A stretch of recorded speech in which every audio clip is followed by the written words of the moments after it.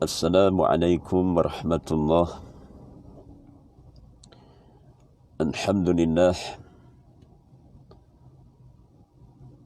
segala pujian bagi Allah Rabbal Alamin. Allahumma arhamna bil Quran waj'alhu lana imaman wa nuran wa hudan wa rahmah. Ya Arhamar Rahimin ya Rabbal Alamin. Firman Allah Ta'ala ba'da a'udzu billahi as-samil 'alim minasy syaithanir rajim min hamzihi wa nafthihi wa nafsihi.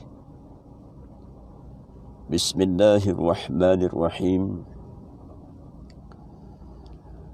Walal akhiratu khairul laka minal ula wala sawfa yu'tika rabbuka fatarda alam yajidka yatiman fa'awa wa wajadaka dhallan fahada wa wajadaka 'ailan fa'aghna. Allah Subhanahu wa ta'ala berfirman,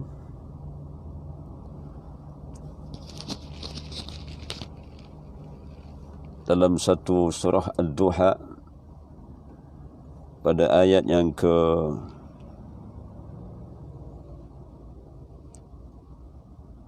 keempat sehinggalah ke-8, bagaimana firman Allah mafhum ayat,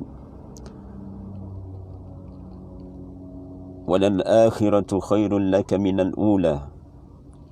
Sesungguhnya yang kemudian itu, yakni yang akhir itu adalah yang lebih baik bagimu daripada permulaan.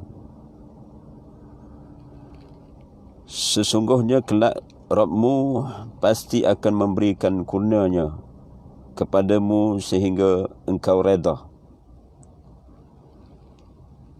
Bukankah dia mendapati engkau seorang yatim lalu dia melindungimu, dan dia mendapati engkau, yakni Muhammad, kebingungan lalu dia, yakni Allah, memberikan hidayah, yakni Al-Quran, dan dia mendapati engkau kekurangan lalu dia memberikan kecukupan. Sadaqallahul azim.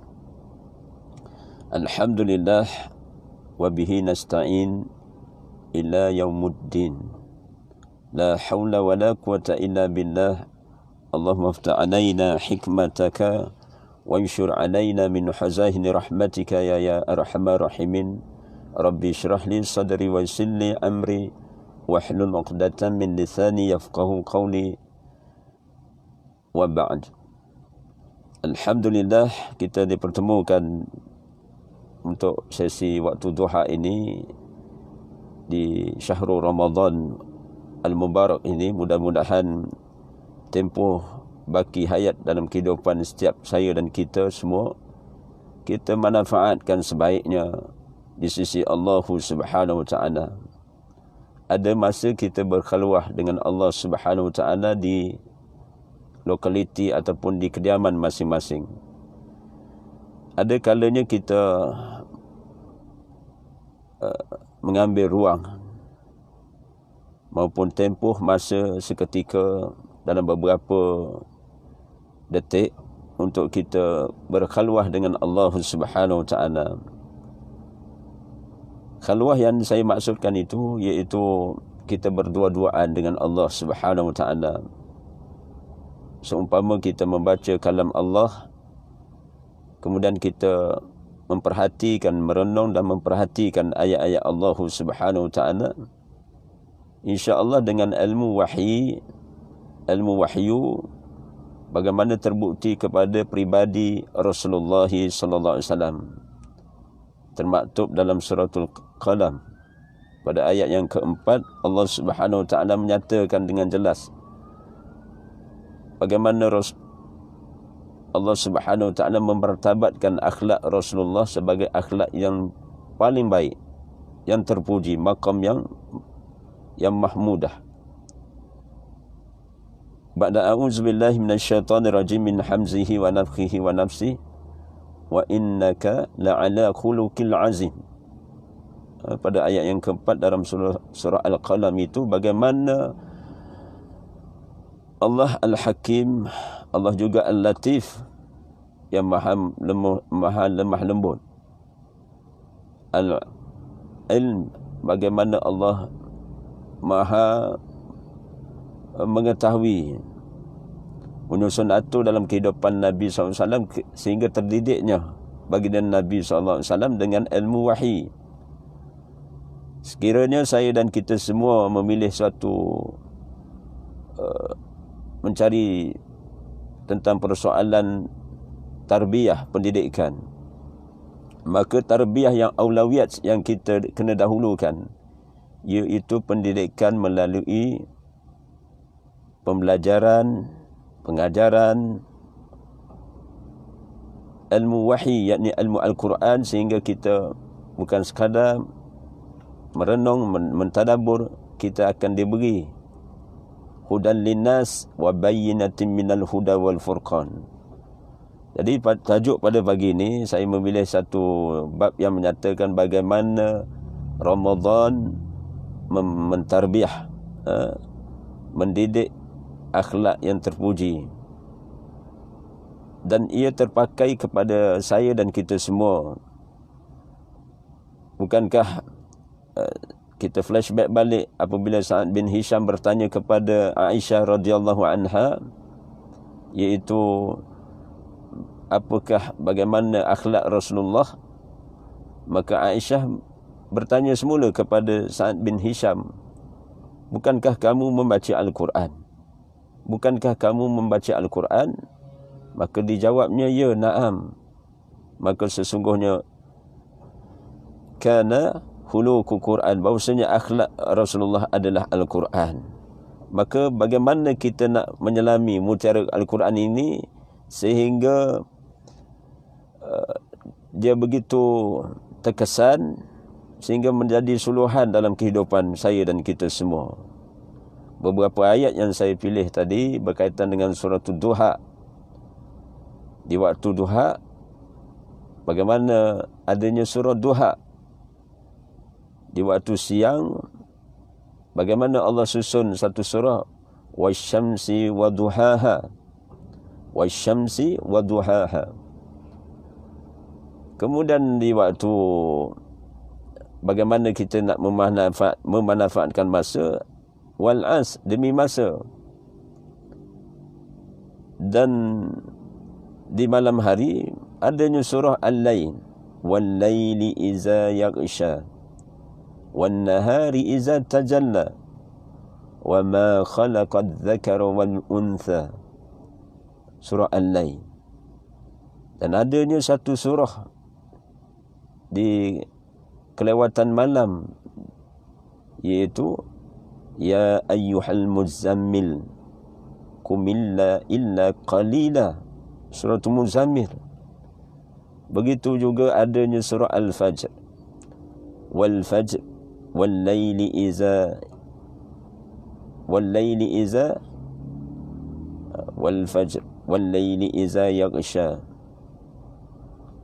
Surah Al-Fajr, iaitu surah tentang fajar, surah terbitnya fajar. Kemudian subhanallah, kita ketemu juga semula pada pagi ini bertemu dengan waktu duha.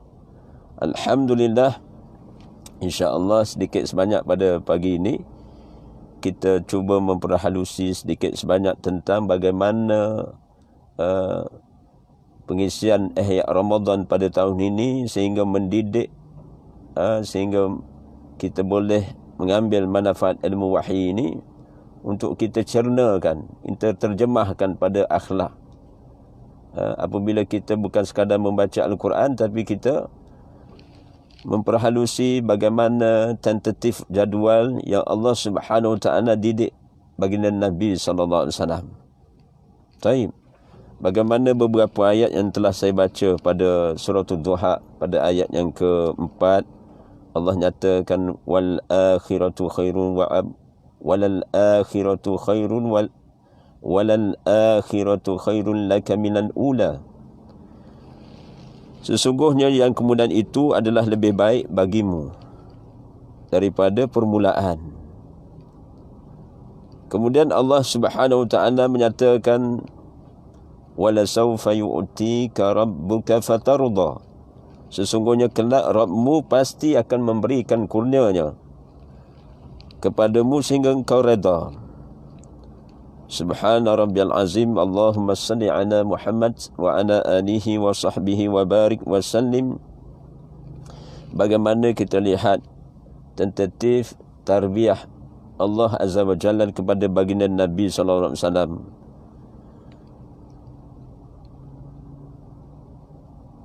iaitu bagaimana kemenangan diperolehi oleh kepada baginda Nabi SAW apabila dakwah Rasulullah SAW berkembang luas sehingga walaupun pada permulaan langkah Rasulullah menerima wahyu, termasuklah wahyu bermula dengan wahyu yang pertama, Iqra bismi rabbikal ladzi khalaq, sampailah surah yang terakhir turun dalam Al-Quran, iaitu Iza jaa nasrullahi wal fath, apabila datang pertolongan Allah dan kemenangan. Itu surah yang terakhir turun dalam Al-Quran, surah An-Nasr. Bagaimana permulaannya? Bila kita mengimbau sirah dalam sirah Nabawiyah, membuktikan bagaimana apabila dipertanggungjawabkan Nabi SAW, Muhammad dipertanggungjawabkan menerima wahyu, kemudian dipertanggungjawabkan menyampai risalah agama itu, sehinggalah dia ada beberapa fasa, permulaan, pertengahan dan penghujungnya. Pengakhirannya iaitu Rasulullah dilahirkan di Mekah, kemudian pada satu tempoh pada tanggal usia Rasulullah antara 52 ke 53 tahun, Allah perintah Rasulullah hijrah ke Yasrib. Dalam tempoh demikian Allah uji. Bagaimana ujian yang bermula dengan lahirnya Rasulullah tanpa bapa. Telah matinya ayahandanya. Apabila berusia lingkungan anak-anak, telah meninggalnya ibundanya, ibunda Rasulullah SAW, Siti Fatimah. Subhanallah. Kemudian Rasulullah dididik, dibesarkan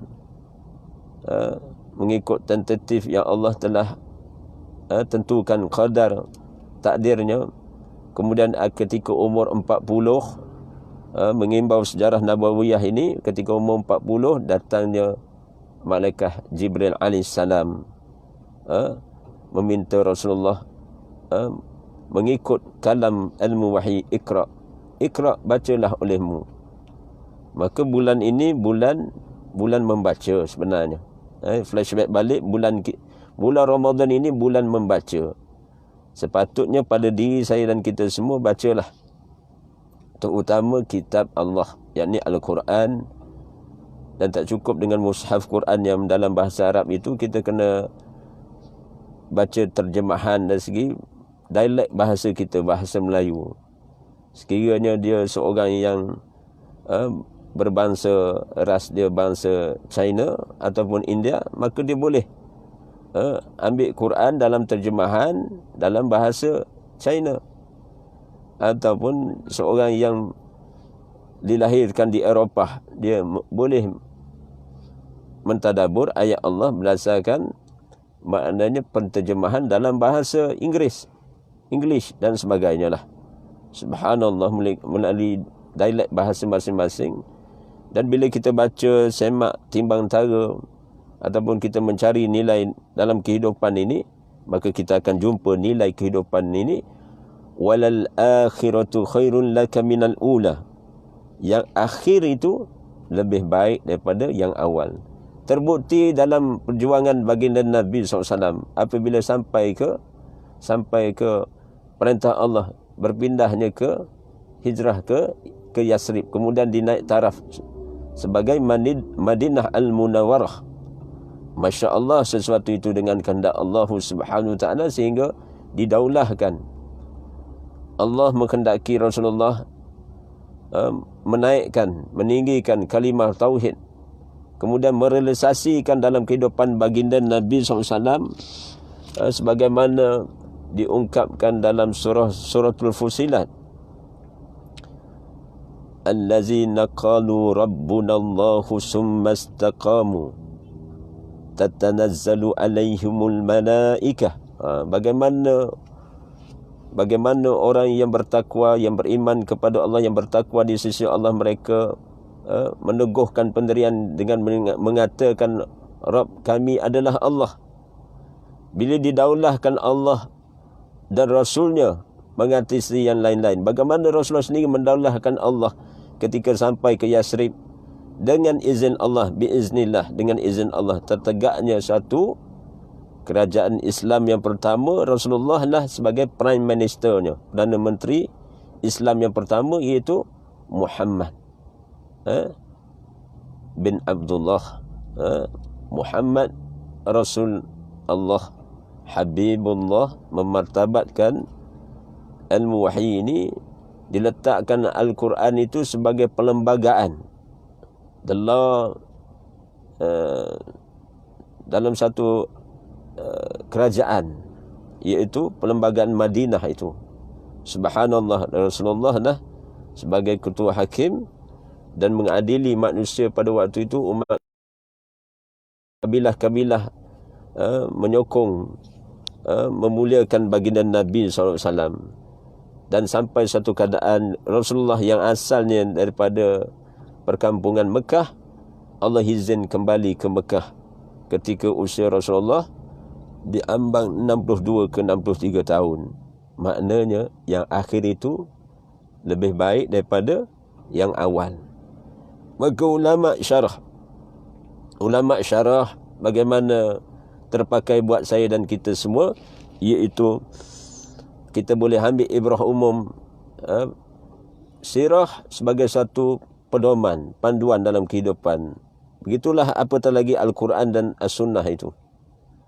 Yang terangkum dalam sirah itu Al-Quran dan As-Sunnah itu. Bagaimana satu pedoman yang kita boleh guna pakai.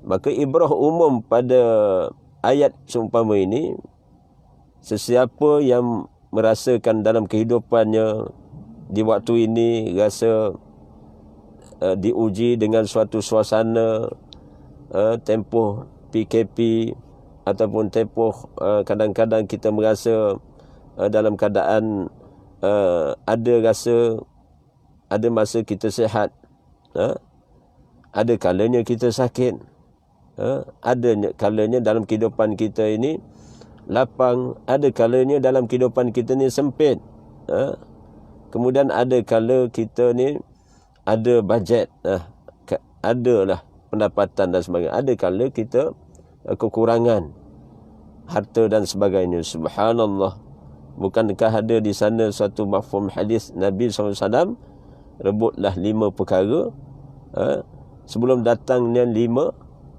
hal. Rebutlah 5 perkara sebelum datang 5 hal. Seumpama bagaimana usia muda sebelum usia tua, bagaimana ketika masa lapang sebelum masa suntuk, bagaimana ketika keadaan sehat walafiat sebelum datangnya sakit, hatta bagaimana kita dalam suasana kita ada bajet dan kewangan dan sebagainya, kaya sebelum datangnya tempoh Allah uji dengan kemiskinan, kesusahan, kekurangan harta dan sebagainya. Dan kemuncak iaitu bagaimana kena guna pakai masa waktu kita hidup sebelum datangnya mati. Subhanallah. Hadis merupakan pencerahan kepada ilmu wahyi. Bagaimana dalam kehidupan saya dan kita semua, begitu jugalah kita berada dalam tarbiyah dalam suasana Ramadan Al-Mubarak ini. kita menghampiri kepada 10 hari yang terakhir dalam Ramadan, melepasi zon nisfu Ramadan. Telah kita lalui Jumaat yang ketiga.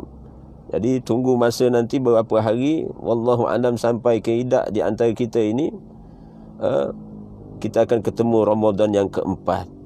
Subhanallah, bagaimana Allah nyatakan, sungguh kelak Rabbmu pasti akan memberikan kurniaannya kepadamu sehingga engkau redha. Bagaimana Allah Subhanahu wa taala jamin kepada Rasulullah sallallahu alaihi wasallam, itu diberi nikmat. Dan subhanallah, kenikmatan yang paling tinggi, paling kemuncak yang Rasulullah menikmati apabila Rasulullah sebagaimana begitu juga orang-orang yang beriman bertakwa, kemuncak kenikmatan iaitu bila mana Allah redha. Bila mana Allah redha seseorang hamba kepadanya, ini kemuncak kenikmatan. Waridwanu minallah, waridwanu minallah termaktub dalam surah Ali Imran pada ayat yang ke-14 ke-15. Waridwanu minallah, surah Ali Imran pada ayat yang ke-15. Waridwanu minallah wa azwajum mutahharatun waridwanu minallah. Bagaimana Allah redha, keredaan Allah bagi hambanya. Subhanallah. Wallahu basirum bil ibad. Wallahu, maknanya Allah dialah yang melihat segala amal kerja perbuatan hamba-hambanya. Subhanallah, nak menyatakan apa? Kita susah dahulu, kita lihat tentatif mereka yang berjaya semasa hidup di dunia ini. Bukankah orang yang kaya raya, hartawan, jutawan ataupun billionaire, mereka susah dahulu, senang kemudian. Tanya, kita lihat bagaimana kita boleh ambil pengajaran ibrah daripada orang-orang lama, atau moyang kita ataupun mak dan ayah kita, mereka dahulu susah. Kalau kita rasa susah sekarang, sebenarnya mereka lagi susah. Kalau kita lihat suasana sekarang, tempoh perintah kawal pergerakan ini, kita rasa sempit, ada rasa yang stres, ada rasa dah ada satu rakaman itu dah, maknanya riadah pun dah berlenggang-lenggok dah, maknanya dah nak menghilangkan stres tu, jadi terpaksa menari dah. Dengan menari satu tarian seni untuk menghilangkan stres. Jadi stres ni sebenarnya tahun 2025, antara 2020 ni sehingga tahun 2025, berdasarkan analisis kes yang telah dikaji secara analisis, bagaimana penduduk Malaysia ni sendiri pun mengalami tekanan demi tekanan, kerana faktor-faktor tertentu, sehingga kan kita dalam tempoh Ramadan pada tahun ini, saya sendiri pun tidak pernah mengalami tempoh perintah kawal pergerakan ini. Dalam tempoh umur kita dalam 40-an ini tak pernah alami lagi.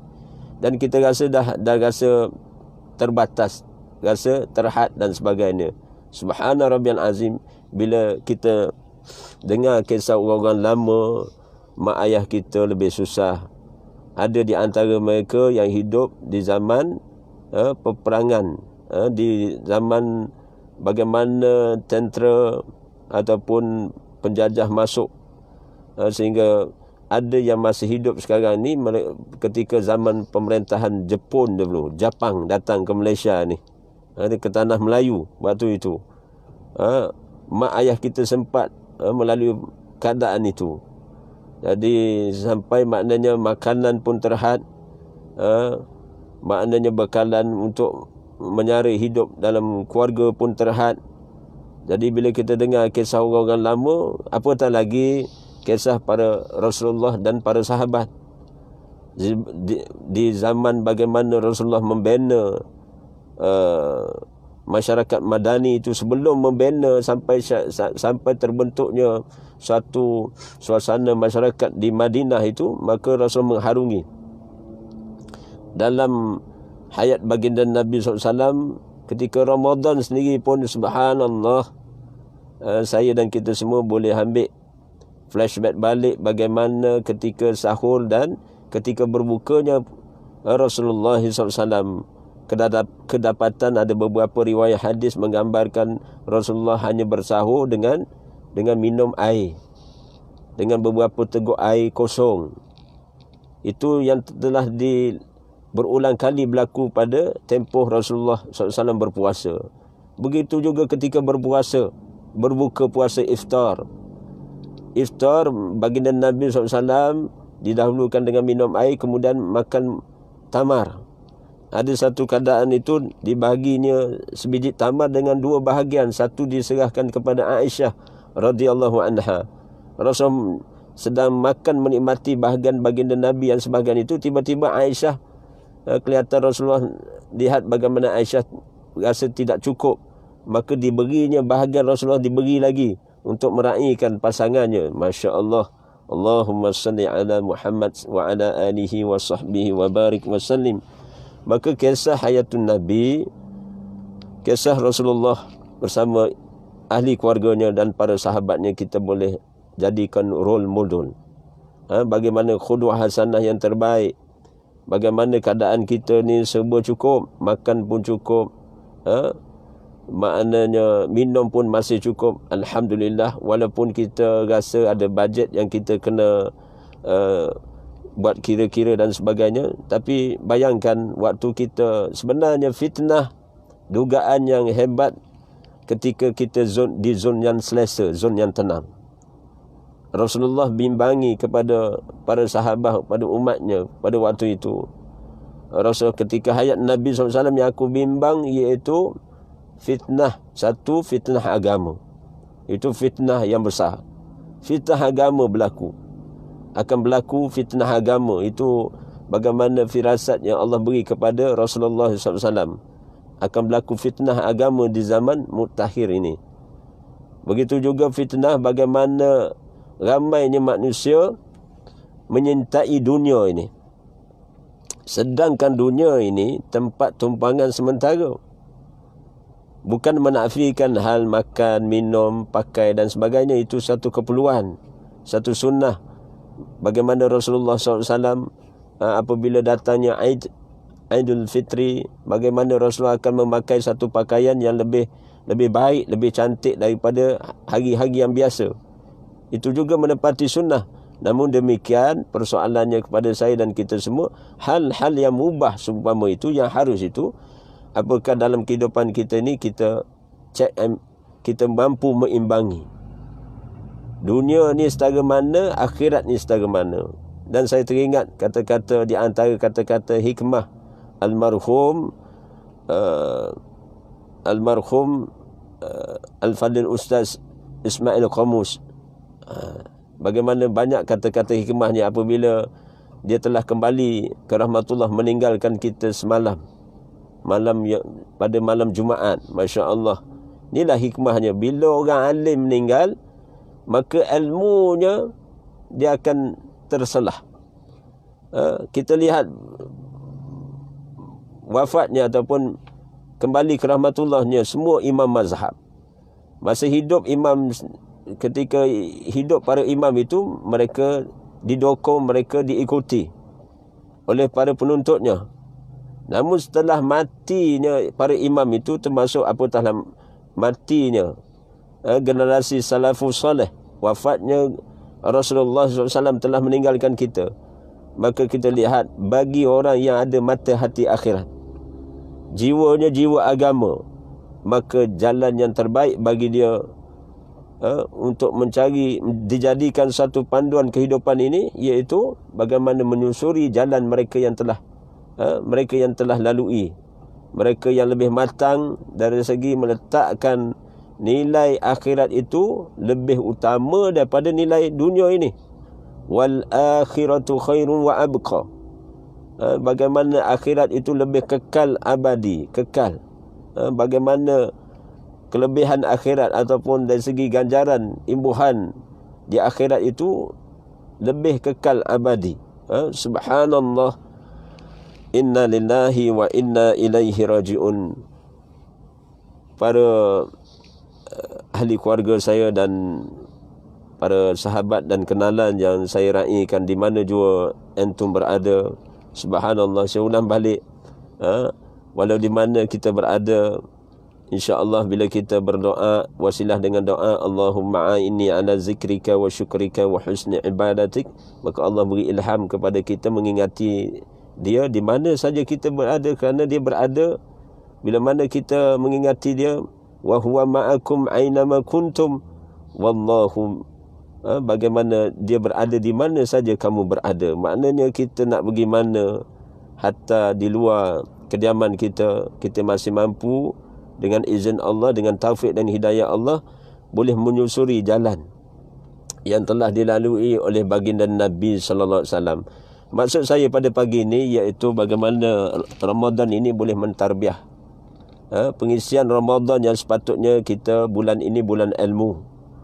Bulan ilmu Allah Subhanahu wa taala. Maka subhanallah, maha suci Allah, maka kita guna pakailah tempoh masa ini dengan kita membaca kitab Allah, mentadabbur sehingga kita faham dengan baik jalan untuk pulang kepada Allah. Ihdinas siratal mustaqim ni sebenarnya dia berada dalam keseluruhan ayat Al-Quran yang 6236 ayat ini. Yang dimaksudkan ihdinas siratal mustaqim ni, apabila sejauh mana kita bukan sekadar membaca, mentadabbur dan beramal sehingga kita mampu untuk berkongsi, menyampaikan risalah agama ini. Masya Allah, sejauh mana itulah maknanya kita bila mana sampai tahap Allah redha. Allah redha disebut pada ayat yang ke-5 tadi. Sesungguhnya kelak Rabbmu pasti akan memberikan kurnianya kepadamu sehingga engkau redha. Wala sawfa yu'tika rabbuka fatarda. Subhanallah. Jadi satu tanggungjawab saya dan kita semua, bagaimana nukilan kata-kata almarhum Ustaz Ismail Qamus menyatakan, dalam kehidupan ini perkara yang penting iaitu kita meraih redha Allah. Redha Allah itulah yang mengatasi apa-apa dalam agenda dalam kehidupan kita.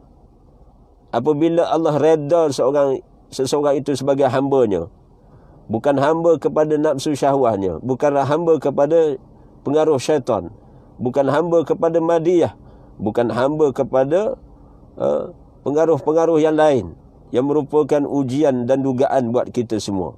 Subhanallah, bila mendapat keredaan Allah itulah sebenarnya kemuncak kejayaan dalam kehidupan seseorang. Jadi dalam Ramadan, tarbiyah Ramadan ini, jadikan suatu agenda besar iaitu meraih redha Allah. Bagaimana kita faham dengan baik Ramadan, di dalamnya bukan sekadar ada sumber huda, petunjuk, al-bayyinah, penjelasan-penjelasan ke arah petunjuk, al-furqan yang membezakan yang mana yang hak dan yang mana yang batil. Tapi bagaimana syahrul Ramadan ini adanya maghfirah Allah, adanya keberkahan dan keredaan Allah Subhanahu wa taala. Maka baki Ramadan setelah kita melepasi zon pertengahan nisfu Ramadan ini, tentulah wajib bagi saya, bukan sunnah lagi, wajib bagi saya check and balance balik bagaimana qadar kita melakukan amal ibadah. Sepatutnya telah ketampakkan pada fi'li perbuatan kita, yakni sifat kita, termasuk saya yang bercakap ini, adanya perubahan. Setelah kita mengharungi Ramadan dah berapa puluh tahun yang lalu, katalah usia seorang itu 50 tahun, maka tanggungjawab dia menghayati menjalani Ramadan pada usia kefarduan berpuasa di bulan Ramadan itu, tempohnya ketika dia akhir balik, tanggungjawab pada dia memikul hak itu, maka 30 tahun sudah, 35 tahun sudah dia menjalani Ramadan. Namun persoalannya pada tempoh tahun ini, Ramadan yang kita lalui pada tahun 1441 Hijriah ini, bagaimana kesannya? Setakat inilah kesannya membentuk pada sifat dan akhlak kita ni. Apakah benar-benar Ramadan ini berjaya?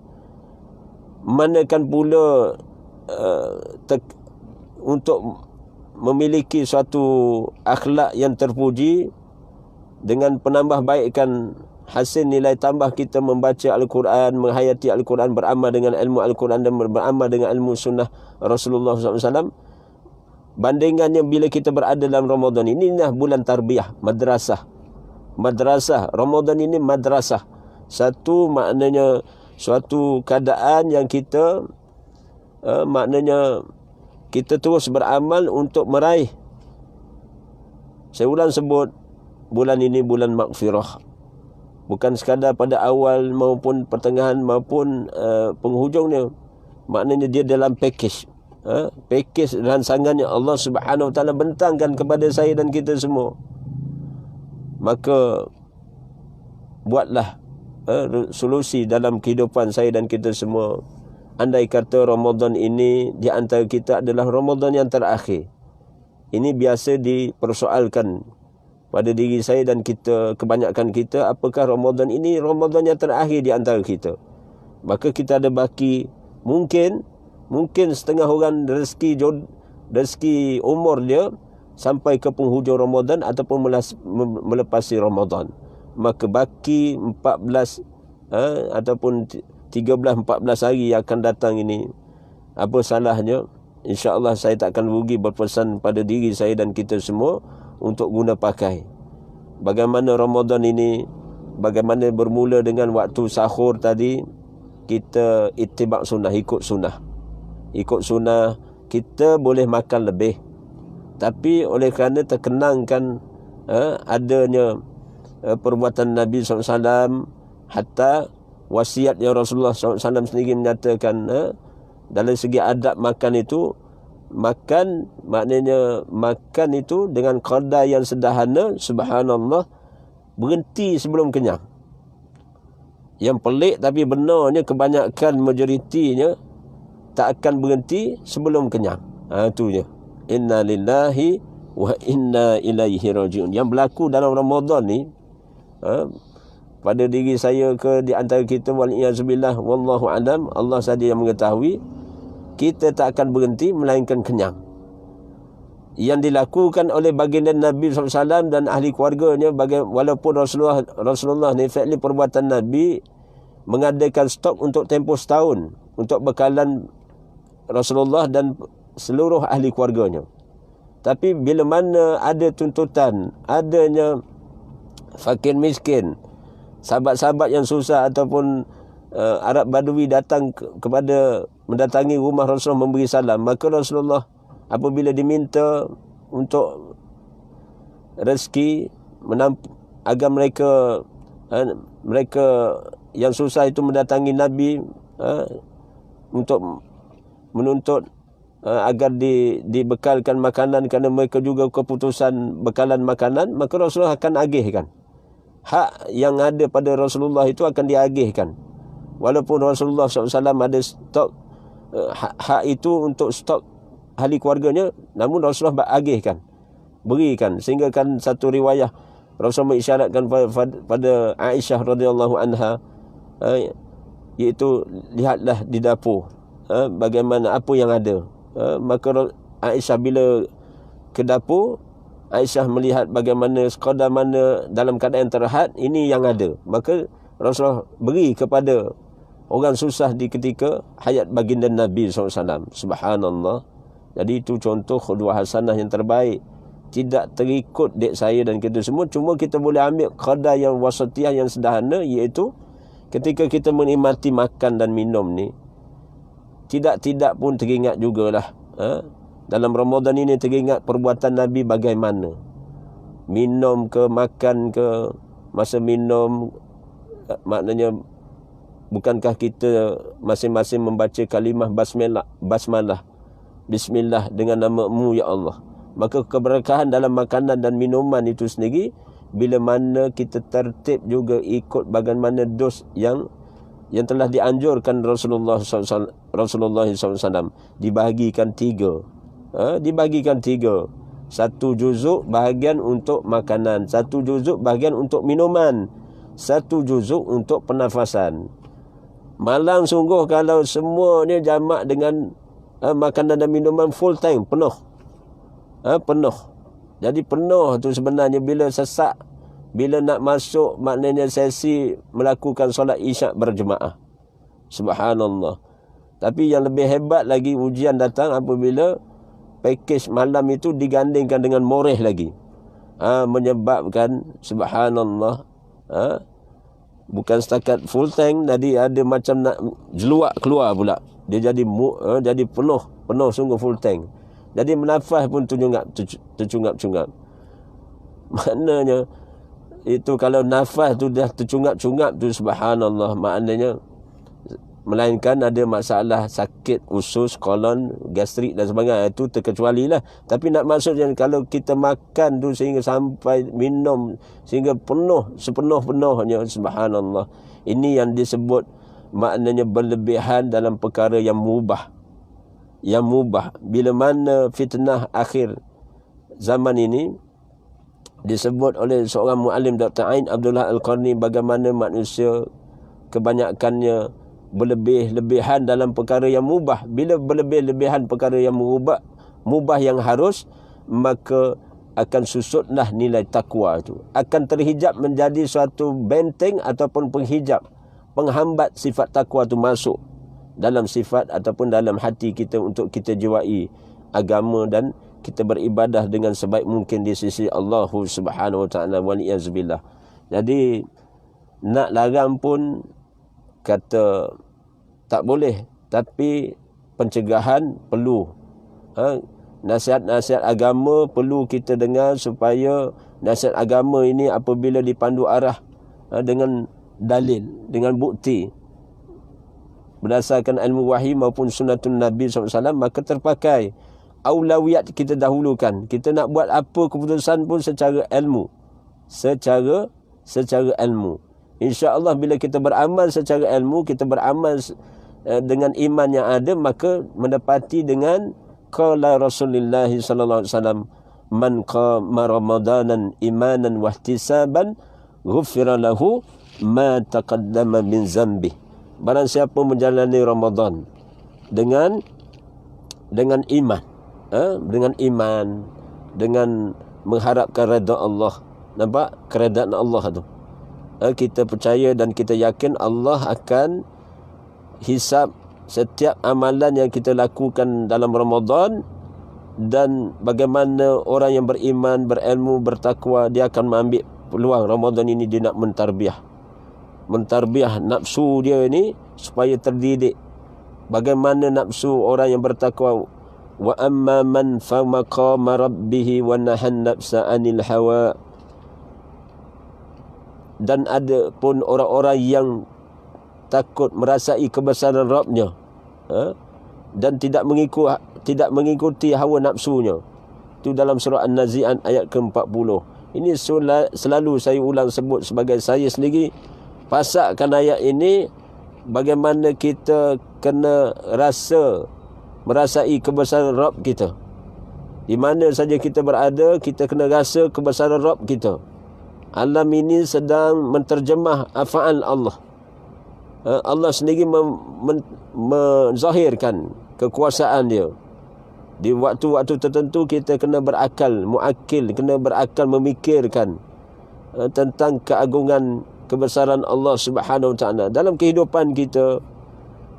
Banyak perkara yang berlaku, sebenarnya hakikatnya di sebalik yang tersirat daripada yang tersurat itu, Allah nak menzahirkan betapa dia ni yang mencukupkan. Di waktu bagaimana Rasulullah SAW pada ayat dalam surah Duha ini, Rasulullah SAW dalam keadaan ada tempoh yang terhad bagi baginda Nabi SAW. Tapi bila mana pada satu tempoh yang lain, Rasulullah dicukupkan. Dan kenikmatan kepada baginda Nabi SAW apabila nama Rasulullah disebut-sebut. ketika kita membaca tasyahud, bukankah wa asyhadu anna Muhammadar Rasulullah digandingkan dengan asyhadu an la ilaha illallah.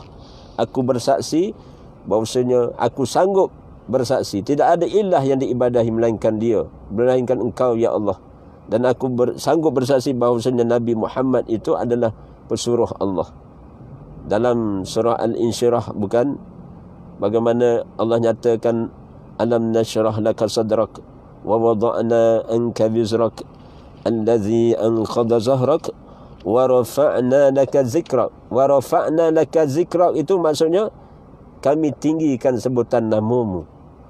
Maknanya nama Muhammad, diberi gelaran Muhammad ketika lahirnya Muhammad itu tak pernah didengar oleh Arab jahiliyah.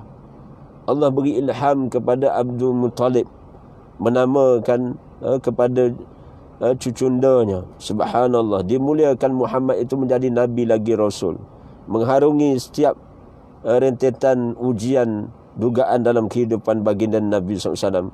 Rupanya penghidupan Rasulullah akhirnya mencapai kemenangan di peristiwa Fathu Mekah, dan Rasulullah wafat dengan sempurnanya agama ini. Maka kepada saya dan kita semua,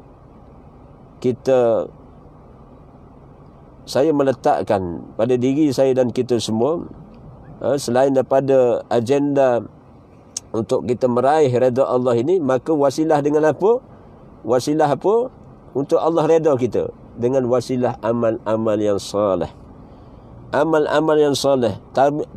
Tarbiyah Ramadan ini sebenarnya, bila kita kutip, kita buat kira-kira ataupun kita list narai bagaimana kita boleh tentatifkan Ramadan ini sebagai bulan mentarbiyah nafsu saya dan kita semua. Sebelum ini di luar Ramadan, apa yang kita buat? Orang Perak sebut apakah ada seorang sahabat di antara beberapa orang sahabat dalam rakaman ini yang menyaksikan ini daripada Perak, Darul Ridwan. Ada daripada Selangor, saya raikan Haji Roslan, saudara subhanallah Hafizi dan sebagainya lah, termasuk Khairul Arifin, Masya Allah, Astaghfirullah innallah kana tawwaba. Nak sebut apa? Tentatif Ramadan ini boleh kita guna pakai, kita susun tentang bagaimana nikmat masa Al-As, bila mana Allah bentangkan keselesaan di luar Ramadan sebelum ini. Kita boleh ambil ibrah ketika Ramadan pada kali ini. Ramadan ini mentarbiyah kita jaga masa.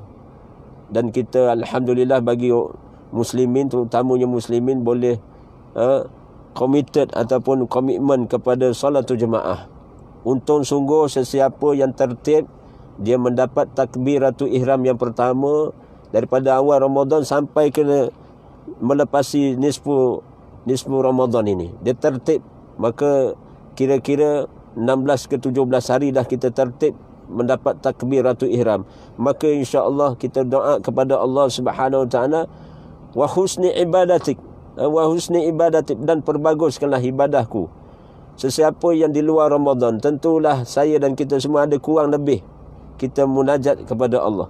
Maka dalam Ramadan ni kita minta Allah perbaguskanlah ibadah kita. Diberinya ilham. Diberinya ilham kerana kita yang minta. Kita minta, ya Allah, ilhamlah kami agar kami mensyukuri akan nikmat yang telah Engkau kurniakan kepada kami dan kepada ibu dan bapa kami, agar kami melakukan amal-amal soleh yang Kau redai. Masukkanlah kami dalam golongan hamba-Mu yang salihin. Kita minta, insya-Allah, bila kita minta, kita tulus, jujur dengan Allah untuk bersikap benar dengan apa yang kita lafazkan. Dan kita telah lafazkan dalam doa iftitah, inna salati wa nusuki wa mahyaya wa mamati lillahi rabbil alamin. Maka itu ikrar, bai'ah kita di hadapan Allah setiap kali kita solat. Manakan pula maknanya kita boleh bersalahan dengan apa yang kita ucapkan untuk membebaskan diri saya daripada sifat nifak ataupun munafik dan sebagainya. Pastikan bagi muslimin, termasuk juga boleh diikuti oleh muslimat, nisa perempuan, apabila dia ada suami, dia boleh itibak, dia boleh ikut bersama suaminya, merealisasikan kehidupan, bagaimana kehidupan Rasulullah dengan para isterinya. Ada kala isteri Rasulullah mengikut Rasulullah solat. Solat termasuk solat sunnah. Solat sunnah. Ada isteri termasuk Aisyah pernah mengikut Rasulullah solat malam. Cuma apabila Rasulullah qiyam begitu lama, rukuk dan sujud begitu lama, maka tak terikut dia. Maknanya Rasulullah excusekan, meringankan beban kepada ahli keluarganya. Namun Rasulullah bangkitkan. Rasulullah mengetuk rumah menantunya, yakni Sayyidina Ali karamallahu wajhah. Di akhir malam 10 malam yang terakhir, ada riwayah bagaimana Rasulullah fi'li perbuatan Nabi SAW, mengetuk, memberi salam, mengetuk pintu keluarganya, kemudian mengetuk pintu, maknanya termasuk menantunya. Ketuk maknanya Rasul mengisyaratkan bangun, hidupkan malam, hidupkan malam. Nampak? Maknanya tarbiyah Ramadan, tarbiyah baginda Nabi SAW terpakai buat saya dan kita semua. Jadi bila mana kita berada pada 10 hari yang terakhir, apatah lagi jangan abaikan. Jangan abaikan. Setelah kita menuntut ilmu, adanya penerangan-penerangan dari segi fi'li perbuatan Nabi SAW, maka mujahadah kita dari segi beramal. Beramal dengan amalan-amalan soleh dalam Ramadan ini, termasuk tadi yang saya maksudkan, manfaatkan masa yang sebaiknya. Terdahulu itu kita rajin membaca kitab, rajin membaca buku kitab, yakni buku-buku agama yang memberi nasihat yang baik kepada kita dan sebagainya. Kemudian kita beramal soleh, wa amilus solihat, yang maknanya beramal soleh. Dengan iman kita beramal, kita beriman dengan amalan-amalan yang soleh dalam Ramadan ini. Di antara amalan yang soleh, subhanallah, maka solat yang fardu digandingkan dengan, dicukupkan ataupun diselang-selikan dengan solat sunnah. Solat sunnah yang dilakukan sebagaimana Rasulullah melakukan solat sunnah. InsyaAllah kita berazam untuk tempoh setelah Ramadan ini, sekiranya Allah panjangkan usia saya dan kita semua, maka kita boleh lakukan satu keazaman, iaitu kita niat untuk menjadikan baki hayat kehidupan kita ini adalah baki hayat yang terbaik. Bukan saja Ramadan nak jadikan baki Ramadan yang terbaik, nak jadikan Ramadan sebagai Ramadan yang terbaik, sebagai penghayatan iman kita kepada Allah, tapi baki dalam baki hayat kehidupan kita. Dalam tempoh mungkin ada di antara kita hidup lebih kurang 40 hari lagi, ataupun 100 hari lagi, ataupun dalam tempoh beberapa bulan sahaja. Subhanallah, tak rugi kita punya satu niat, iltizam, maknanya untuk beramal soleh, istiqamahkan amalan-amalan dalam Ramadan ini. Bagaimana banyaknya amal, dalam diam kita boleh beramal. Seumpama zikir yang Rasulullah SAW baca, sebenarnya dalam Ramadan inilah maknanya kita kena usaha lakukan secara mujahadah. Bila kita berjaya, insya-Allah, alhamdulillah, berjaya melakukan amal yang soleh, seumpama amalan-amalan ketaatan kepada Allah, termasuklah zikir, maka di luar Ramadan Allah akan istiqamahkan kita, maknanya menjadi ahlul zikr, sebagaimana kalam Allah menyatakan, qala Allah Ta'ala, allazi yazkuruna Allah qiyaman wa qu'udan wa ala junubihim wa yattafakkaruna fi khalqis samawati wal ard rabbana ma khalaqta hadza batina subhanaka faqina azaban nar.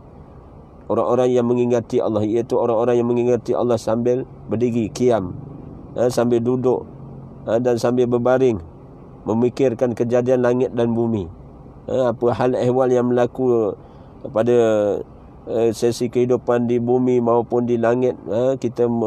Kita ikut perkembangan semasa, bagaimana suasana di cakrawala maupun di langit, kehidupan ada, kehidupan di alam ghaib dan sebagainya. Kemudian kita memikirkan bagaimana hal ehwal kehidupan di bumi ini, hal ehwal manusia ataupun makhluk-makhluk ciptaan Allah. Semuanya itu subhanallah mendekatkan diri saya dan kita semua kepada Allah.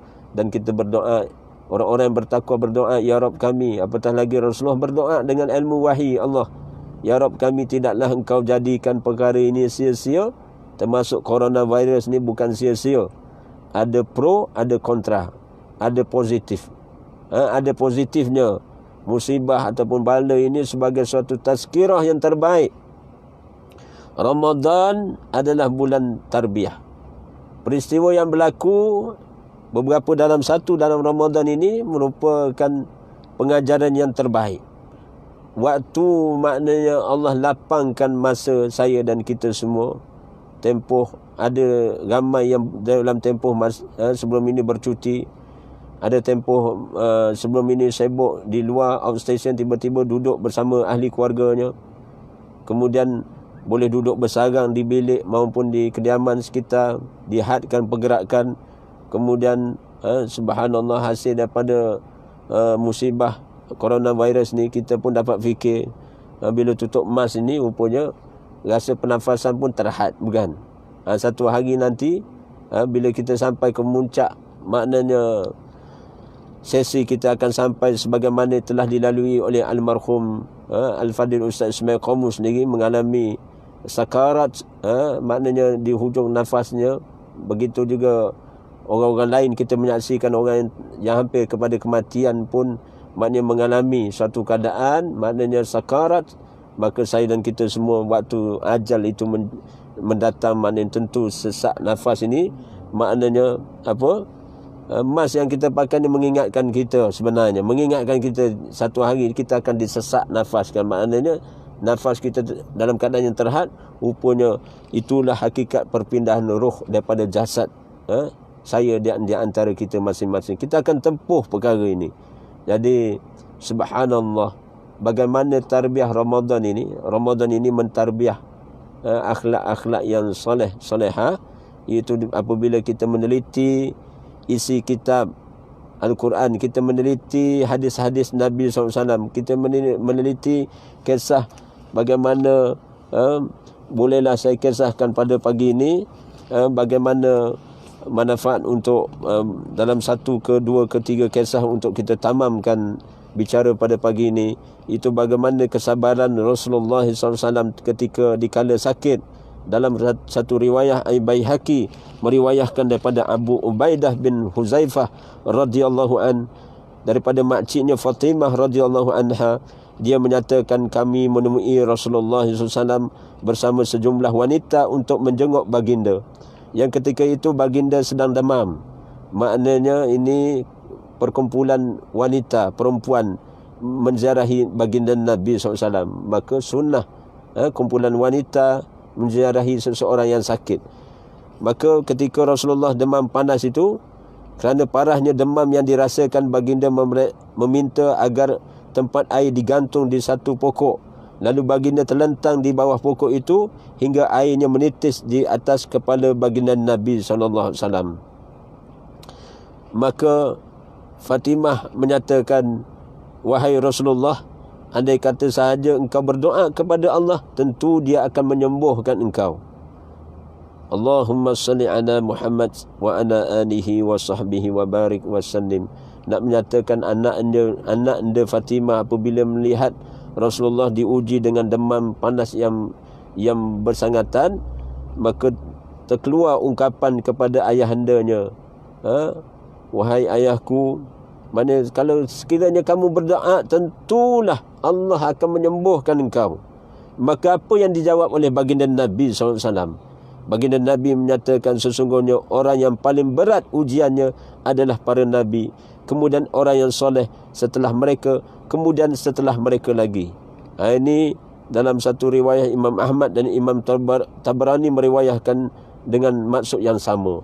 Allahumma salli ala Muhammad wa ala alihi wa sahbihi wa barik wa sallim.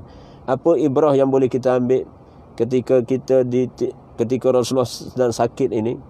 Maka Rasulullah SAW boleh saja berdoa, tapi bagaimana Rasulullah nak beri faham kepada umatnya, kepada ahli keluarganya terutama, dan kepada umat ini. Rupanya orang yang diuji Allah yang paling, di antara orang insan-insan yang dipuji yang paling berat di sisi Allah, iaitu para Rasul dan para Nabi Allah. Mereka itulah golongan yang diuji Allah. Jadi kalau kita sendiri termasuk yang bercakap, termasuk yang menyaksikan dan mendengar ini, kita rasa diuji, sampai ada juga di antara perasaan mungkin boleh timbul, kalau macam ni lah gaya, lebih baik aku mati. Contoh sakit yang dihadapi ataupun dia mengalami konflik dalam kehidupan dia. Kalau beginilah cara, lebih baik aku mati. Subhanallah. Didahulukan dengan nasihat Rasulullah, janganlah berputus asa dengan rahmat Allah. Rabbana atina min ladunka rahmah wa hayyi lana min amrina rasyada. Itu dalam surah apa? Rabbana atina min ladunka rahmah wa hayyi lana min amrina rasyada, dalam suratul Kahfi. Suratul Kahfi ayat yang ke-10. Jangan dilupa kita minta dari sisi Allah rahmah Allah. Kerana dengan rahmat Allah, sakit ni sebenarnya rahmat Allah. Dalam musibah yang berlaku adanya rahmat Allah. Bila di celah-celah musibah itu kita minta rahmat daripada Allah, tentulah Allah Subhanahu Wa Taala yang maha bijaksana, kerana dia telah sendiri jamin, dia sendiri menyatakan dengan rasmi, la yukallifullahu nafsan illa wus'aha. Tidak Allah bebani seseorang itu melainkan apa yang ditanggungnya. Apa yang dikenakan kepada Rasulullah, ditimpanya musibah, sakit sehingga demam, panas yang bersangatan itu yang mampu ditanggung oleh Rasulullah.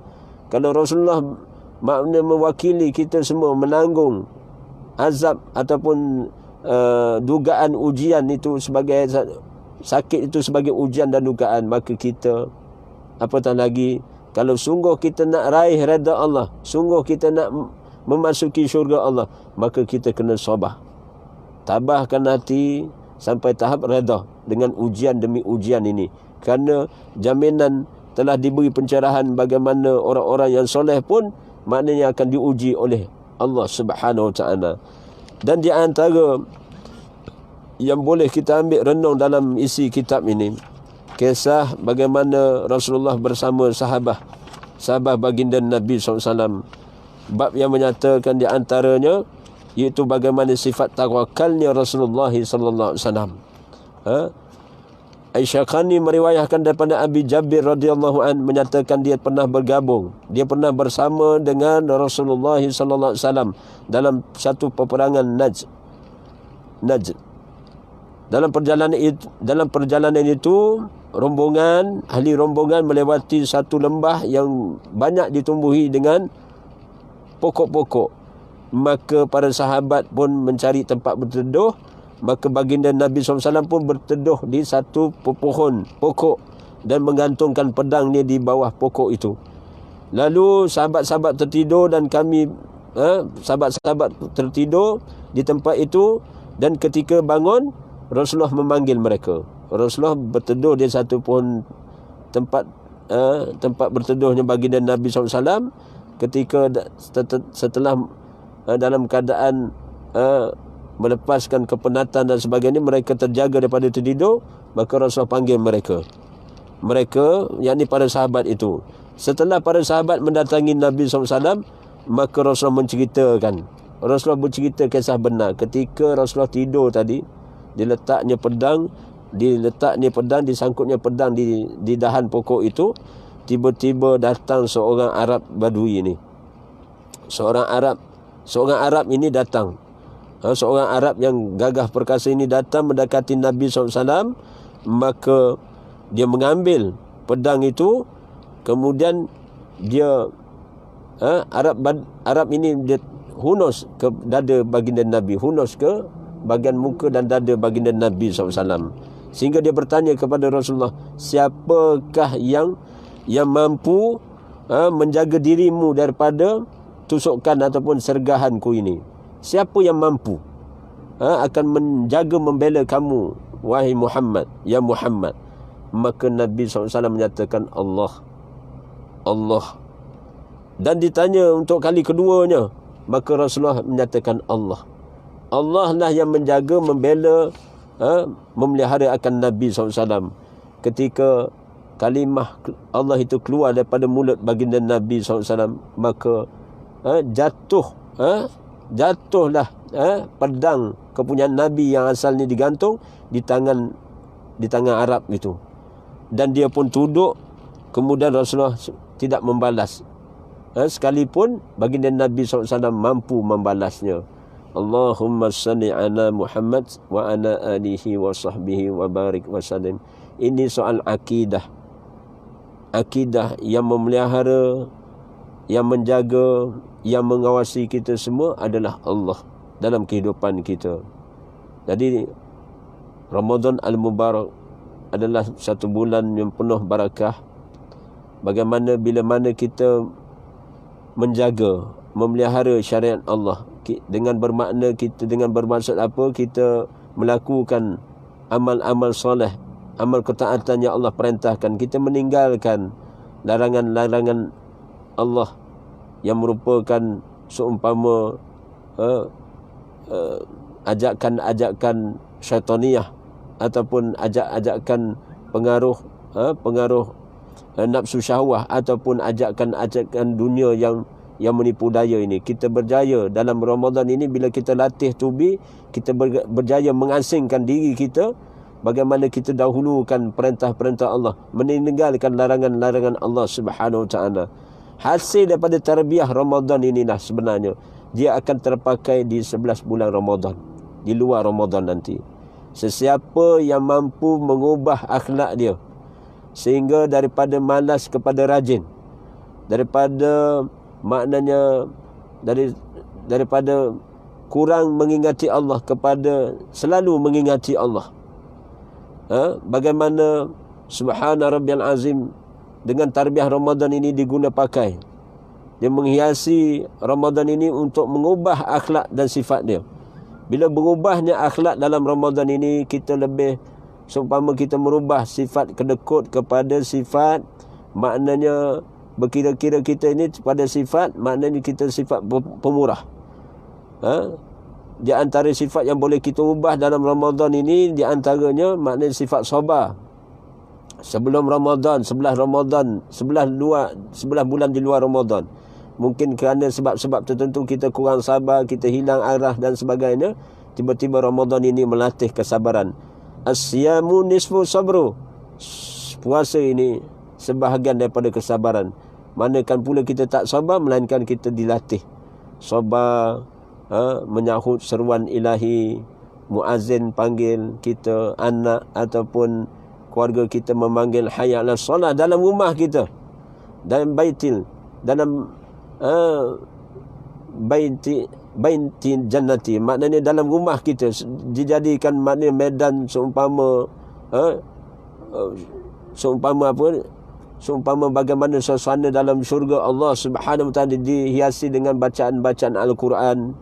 Bagaimana kenikmatan yang Allah beri, anugerah Allah, wasilah dengan ilmu wahyu Al-Quran itu dan amal-amal perbuatan Nabi SAW sebenarnya akan sebenarnya berbayar tunai sehingga kita insya-Allah dimasukkan ke dalam syurga Allah Subhanahu Wa Taala. Jadi baiti jannati, jadikanlah rumah itu sebagai syurga, tempat kita, maknanya sebagai satu perumpamaan kita hidup dalam satu family dan kita hiasi dengan akhlak Al-Quran dan sunnah-sunnah Nabi. Kita lakukan di rumah kita, baca ta'lim ataupun baca kitab, kemudian kita kongsi ilmu pada ahli keluarga kita, tertib solat jemaah, kemudian maknanya hidup dalam keadaan berkasih sayang, sabar dalam musibah, sabar dalam menenangi isu dalam keluarga dan sebagainya,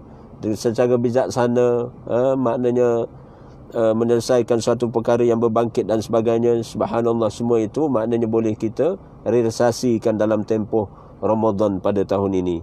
Jadi khulasahnya pada pagi ini, dalam tempoh yang begitu terhad ini, subhanallah, Ramadan adalah bulan untuk kita mengubah sikap ataupun sifat kita, untuk kita bersifat dengan sifat mahmudah, sifat yang daripada kurang sabar kepada lebih sabar, daripada kurang ketaatan kepada lebih taat kepada Allah dan Rasulnya, dan daripada maknanya hati kita macam-macam bersarangnya sifat, termasuk sifat maknanya malas kepada rajin.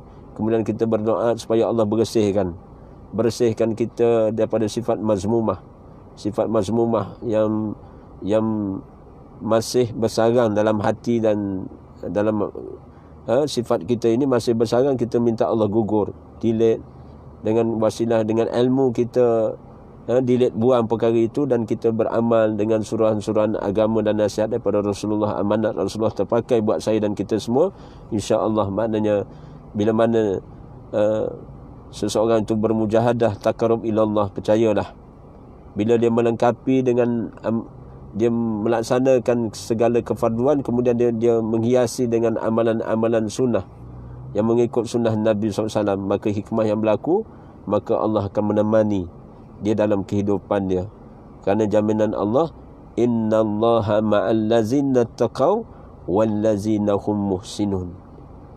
Telah diulang sebut beberapa kali dalam ucapan saya, sesungguhnya kami, kata Allah, akan bersama dengan orang yang bertakwa dan orang yang selalu memperbaiki diri dia, mempertingkatkan amal dia dalam mujahadah dia menemui Allah Subhanahu Wa Taala, dan persiapan dia menemui Allah Subhanahu Wa Taala, agar dia dalam keadaan ibadah yang sahih, kemudian hati dia dalam keadaan salim menemui Allah yang sejahtera di sisi Allah Subhanahu Wa Taala. Jadi cukuplah untuk pada pagi ini, menjelang tengah hari ini dah, hampir kepada zuhur dah. Jadi mudah-mudahan, wabillahi taufiq wal hidayah. Wassalamu alaikum warahmatullahi, wallahu alam. Siru ala barakatillah. Terima kasih atas perhatian semua. Jazakumullahu khairan jazak. Doakan saya dan kita sama-sama berdoa di sisi Allah Subhanahu Wa Taala. Allahumma inna nas'aluka ilman nafi'a wa rizqan tayyiba wa amalan mutaqabbala. Wabillahi taufiq wal hidayah. Wassalamu alaikum warahmatullahi, wallahu a'lam. Amin ya rabbal alamin. Allahumma salli ala Muhammad wa ala alihi wa sahbihi wa barik wa sallim. Allahumma salli ala Muhammad wa ala alihi wa sahbihi wa barik wa sallim. Allahumma salli ala Muhammad wa ala alihi wa sahbihi wa barik wa sallim. Wallahu a'lam.